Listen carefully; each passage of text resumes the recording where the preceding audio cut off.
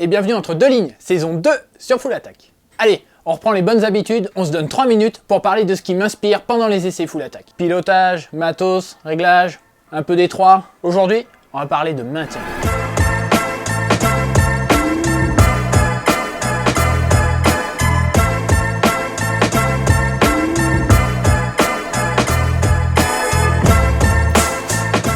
Ah, c'est vrai que le maintien, on en parle un peu à longueur d'essai. C'est un peu devenu une habitude d'en parler sans vraiment jamais revenir sur ce que ça signifie. Pour faire simple, le maintien, c'est la capacité d'une suspension à offrir des bons appuis quand on cherche à charger pour tourner, sauter, pumper, etc. etc.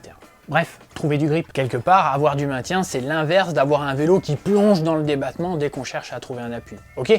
Mais pourquoi on en parle autant? Bah en fait on n'en a jamais autant parlé que depuis que les suspensions ont progressé ces dernières années. Déjà, dans le match air versus ressort, le maintien à mi-course, passer le sag, c'est ce qui fait la différence entre les courbes de force de chacun. On en a plus sur le ressort que sur l'air. On a un bon article didactique à ce sujet sur Full Attack, avec les courbes qui vont bien. Ensuite, du maintien, on peut en gagner en rajoutant de la compression, haute ou basse vitesse suivant les circonstances. Et enfin, on peut aussi parfois en gagner en jouant des réducteurs de volume, une autre mode de ces dernières années. Mais on fait quoi de ce maintien?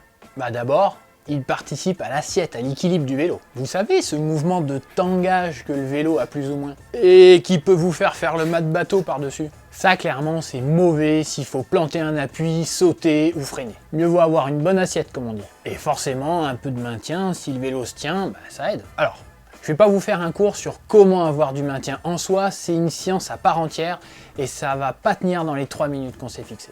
Par contre, je vais vous dire pourquoi on va continuer à parler de maintien et de jus dans nos articles. Si vous l'avez pas vu, foncez! On a sorti une analyse vidéo pour expliquer pourquoi et comment rouler les jambes tendues, manivelle à l'horizontale. C'est assez moderne comme type de pilotage, un peu inspiré des écoles anglo-saxonnes et traditionnelles du cycliste, mais ça vaut le coup d'y jeter un œil. Et surtout, c'est inspiré des meilleurs mondiaux. Pour faire simple, c'est directement inspiré de la technique de pump track. Bah voilà, quand j'ai dit ça, j'ai tout dit. Qui dit pumper, demande du maintien. Et donc, plus vous voudrez mettre ce type de pilotage à profit, plus un vélo moderne avec du maintien vous aidera. Parce que plus il y a de maintien, plus il y a de chances qu'il ait du jus.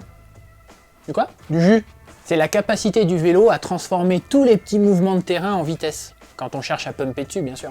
Plus un vélo sur lequel on pousse va être capable de générer de la vitesse, plus on dit qu'il a du jus. Et bien souvent, mais pas que, entre autres, parce qu'il a du maintien. Tiens, par exemple, avoir du jus, c'est une des principales qualités du Santa Cruz Mega Tower, dont on vous a déjà parlé sur Full Attack, et avec lequel j'ai roulé l'Enduro World Series de Loudunvielle, dont je ramène les images de l'analyse vidéo dont je viens vous parler. C'est parce qu'il s'y prête bien que j'ai pu mettre ça à profit, et que ça a marché. Voilà. Ça a plutôt bien marché. Bref, c'est QFD, on a fait le tour du sujet. Maintenant, vous savez de quoi on parle quand dans un article on parle de maintien ou de jus. À la prochaine sur Full Attack. Ciao ciao!